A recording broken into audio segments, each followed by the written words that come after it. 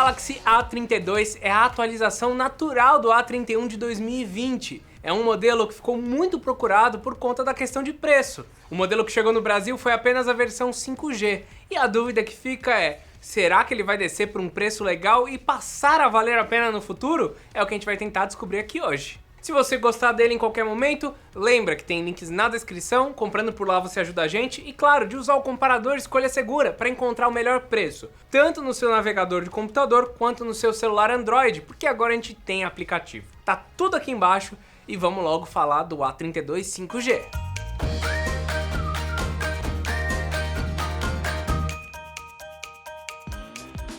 A Samsung mudou a cara dos seus smartphones de 2021, o que é muito bom se você já estava cansado daquela enxurrada de aparelhos com o bloco preto retangular ou um bloco quadrado que abrigava as câmeras do ano passado, sem falar das cores que eram muito parecidas. No A32 5G vemos um design com algumas linhas mais retas, não ao ponto dele ficar em pé sozinho, mas que deixa a pegada mais robusta e diferente. O aro de plástico segue um tom um pouco mais glossy e escuro, enquanto que o acabamento na traseira está um pouco menos brilhante, o que ajuda a esconder as manchas de gordura deixadas pelas mãos. Já as lentes ficam separadas, lembrando as bolhas do LG Velvet, com um pequeno degrau entre o contorno e o resto da traseira. Contorno esse que é maior no A52 e aqui é muito mais lisinho. Eu acho que a Samsung poderia ter feito o mesmo que vemos na lente macro, que está rente ao corpo sem nenhum salto. Aproveitando, deixa eu comentar sobre cada uma dessas câmeras na ordem em que elas estão posicionadas. A primeira é a lente ultra-wide com 8 megapixels e 123 graus de ângulo de visão. Ela tem um balanço de branco mais voltado para o azul, com tons mais frios e não com a super saturação bem característica da marca. Para fotos de paisagem ela atendeu super bem, mas não consegue dar conta quando falamos de ambientes internos e luzes mais baixas. Lembrando um pouco o que costumávamos ver lá na época que essas lentes começaram a aparecer nos smartphones.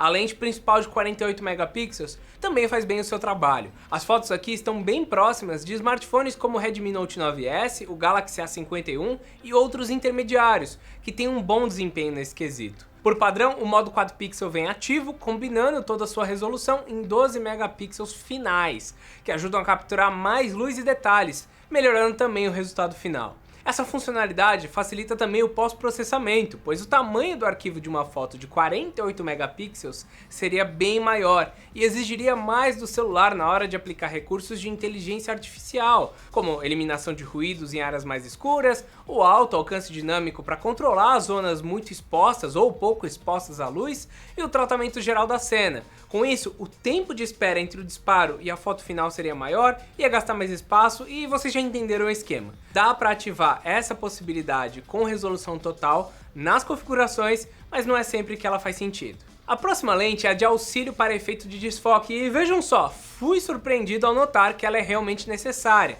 já que ao ser tampada, o smartphone fica mostrando uma mensagem de que não há luz suficiente ou que a lente está coberta, mostrando que sim, ela funciona para alguma coisa. Só que além disso, ao tentar produzir fotos com o fundo desfocado sem a lente, o recorte ficou ruim.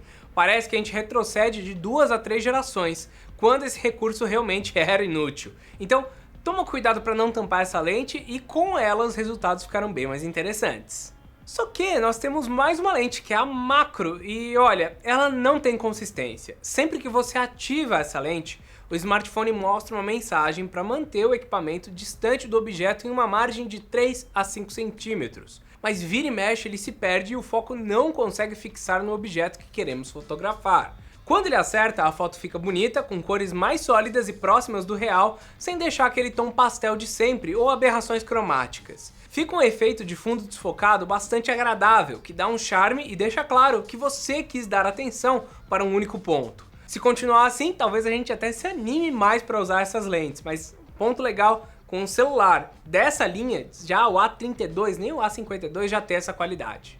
Por fim, logo em seguida da lente tem o flash LED, que só serve para ser utilizado como lanterna, pois ele estraga todas as tentativas de foto com o recurso ativado. As fotos com a câmera frontal também agradam, mas ficam um pouco atrás na qualidade, dentro do esperado quando falamos de celulares com propostas mais de intermediário econômico.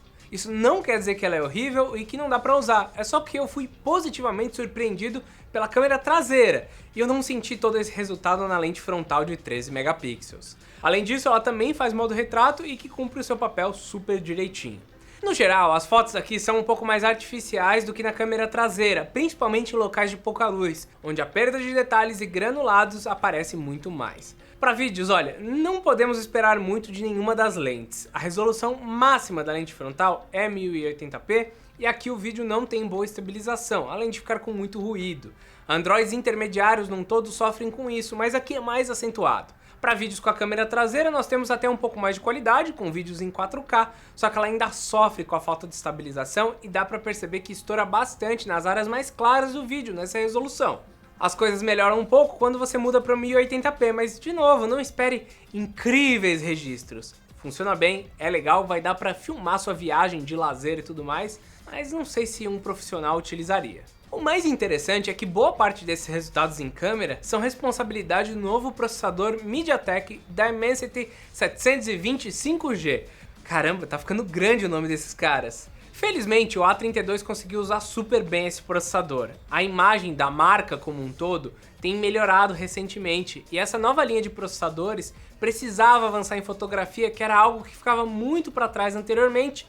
E olha, parece que eles estão conseguindo. Esse processador também é muito bom, aliás, até acima da média em jogos, ficando na cola do Snapdragon 720G, que é um processador que fica acima em questão de preço. No teste com jogos, apenas alguns deles rodaram com dificuldades, mas calma, que o problema não é do processador em si, mas sim da falta de empenho da Gameloft em corrigir a falta de compatibilidade com processadores MediaTek. Um exemplo foi que o Asphalt 9, que sempre depois de 3 partidas, trava e fecha no meio da corrida. É basicamente 10 minutos de jogadinha por travada, o que deixa todo o processo muito chato e quase impossível de se divertir. Isso não acontece com os outros jogos, é principalmente com o Asphalt e com outros jogos da Gameloft. Em outros títulos, como Call of Duty e Genshin Impact, esse celular aqui teve um desempenho muito bom, sem apresentar engasgos e aquecimento excessivo. Não é na melhor configuração possível, mas mesmo após 1 hora de Genshin, ele não estava quente a ponto de incomodar. Era uma temperatura muito de boa e eu poderia permanecer jogando por muito mais tempo, porque ele demoraria para superaquecer e sofrer com thermal throttling. E já que estamos falando em entretenimento, é importante que o celular tenha espaço para caber tudo que a gente precisa. Para isso, o A32 traz armazenamento de 128 GB e isso daí dá bastante memória para você receber meme, para instalar os jogos, colocar um monte de foto aí e fazer o que você quiser. E se necessário, ele pode receber ainda um cartão de memória externo, graças à bandeja híbrida, que ainda pode receber um segundo chip de operadora, caso você não precise de mais memória, tá? Você tem que escolher entre um ou outro. A memória RAM tem 4 GB, que é o mínimo necessário para usar o Android atualmente de forma otimizada, funcionar bem, mas a One UI 3 também funciona sem problema algum e deve receber mais 2 ou até 3 atualizações. A Samsung está aumentando o número de atualizações e não deixou claro para esse modelo se chegam 3, mas às vezes chega e a gente sabe que às vezes eles adicionam uma a mais do que eles tinham prometido. Talvez com isso, com o tempo, você comece a notar mais engasgos, mas é mais lá pra frente mesmo, porque 4 GB de RAM com esse processador rodou super bem por aqui. Agora, um ponto a ser discutido é a presença da rede de 5ª geração em um smartphone dessa categoria, sendo que a rede só começa a ser implementada no Brasil em 2022, tá? E nas principais capitais, sendo que o plano de expansão que levará o 5G para a maioria da população só virá em meados de 2025. Por que você está comprando um celular com isso em 2021? Ele vai durar mais 4 anos? Então, calma aí. Essa característica, no geral, contribui para que o smartphone fique mais caro e cause impacto na duração da bateria, tal como foi com a chegada do 4G. A MediaTek está cobrando mais caro do que a Qualcomm nesse ponto aí do 5G, e é por isso que algumas marcas estão fazendo a transição para a MediaTek, como é o caso da Samsung. O preço do Galaxy A32 5G, aliás, é complicado, tá? Primeiro que a gente teve um dólar mais alto, depois nós tivemos a presença do 5G, que também é mais caro, mas o lançamento dele a R$ 2.699 é quase um ultraje. Dá pra você comprar um S10 Plus ou até mesmo, sei lá, um S20 Lite, não é o Lite, é o FE, eu sempre confundo o nome. Você consegue comprar esses celulares que são melhores por esse preço, então tem que esperar baixar, tá? Se não fosse para produzir conteúdo, certamente eu não teria pago esse preço por ele. Se você for olhar o rei do custo-benefício hoje dentro dos celulares da Samsung, que é o Galaxy M21s, você vai encontrar características melhores que já chegaram a preços de R$ 1.800 há pouco tempo atrás. Então, a minha opinião, tá, quando a gente compara os dois, o poder de processamento do A32 e tudo mais, é que o A32 tem que ser até R$ 400 mais barato do que o M21s. Com isso em mente, não esquece de usar o comparador Escolha Segura, tá? Para encontrar o melhor preço e, claro, de se inscrever por aqui, porque muitos de vocês passam por aqui, não se inscrevem, tá? Isso daí é um problema. Mais de 70% das pessoas assistem esse conteúdo e nunca clicam aqui embaixo e depois no sininho. Mas, gente, isso ajuda pra caramba. Então, clica aí, ativa o sininho e deixa eu continuar. No entanto, o problema é pagar esse valor para um celular com display TFT, tá? Nem IPS ele é. E com resolução de 720 por 1600 pixels, ou seja, HD+. Tudo isso num aparelho grande de 6.5 polegadas, que vai derrubar, claro, a densidade de pixels do aparelho. Vamos lá, preciso ser sincero agora. Você talvez possa torcer o nariz aqui e dizer que a Samsung errou e errou muito, tá? Com esse display mais barato. Mas o display é bom. É bom, tá?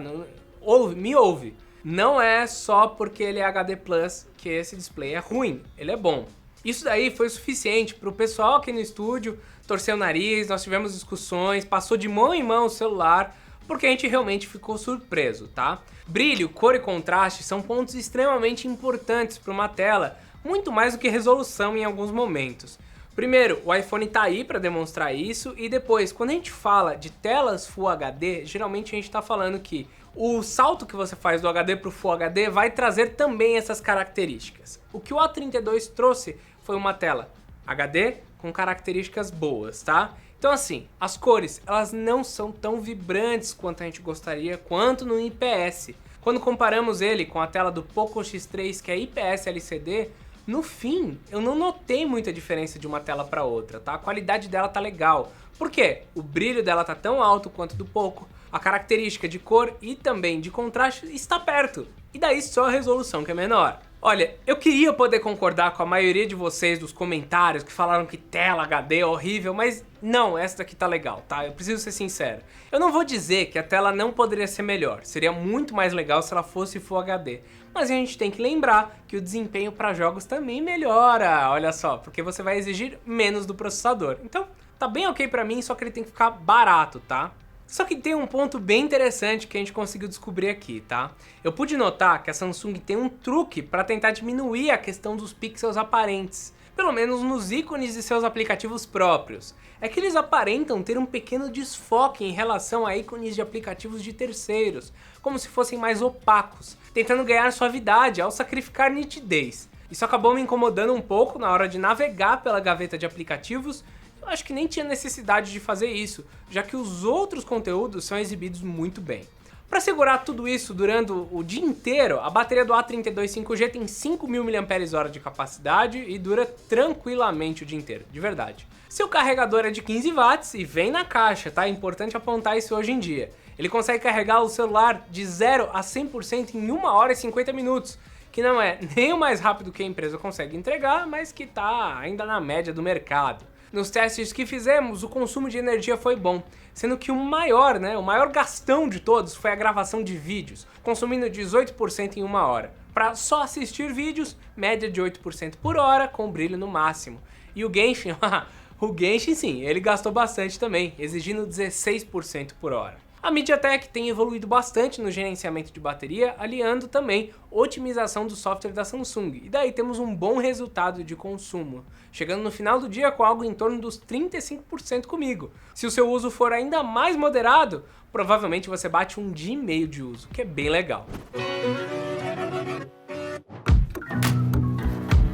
Com um design bonito, uma boa construção e câmeras de qualidade, o A32 5G, junto com o novo chip da MediaTek, mostrou uma evolução legal quando comparado com o modelo anterior, tanto em processamento quanto em câmeras. Talvez você fique com o pé atrás a respeito da sua tela, mas eu, Bruno, não senti que foi um downgrade tão grande, já que a qualidade da imagem, o brilho e a coloração da tela estão muito próximos de aparelhos com painel IPS que são mais caros. Agora, o preço que a Samsung cobra hoje nesse smartphone é surreal. Você pode tentar pegar smartphones que têm o mesmo desempenho e telas melhores, como o A71 ou M51. Mas eu acredito que no futuro ele vai baixar de preço. E lá perto dos 1.500, quem sabe 1.600, dependendo da época, ele pode começar a fazer sentido. Só lembrando, ele tem que estar mais barato que o M51, mais barato do que o A52 e mais barato do que alguns outros concorrentes diretos. Então, quando você estiver vendo esse vídeo no futuro, né, eu imagino que você está vendo isso daqui no futuro, não quando eu lancei, você tem que comparar ele com outros modelos. E se quiser comparar, tem os links aqui na descrição e com isso você também já ajuda a gente. Espero que vocês tenham gostado dessa análise e, claro, eu espero vocês no próximo vídeo. Deixa comentário, like e até mais!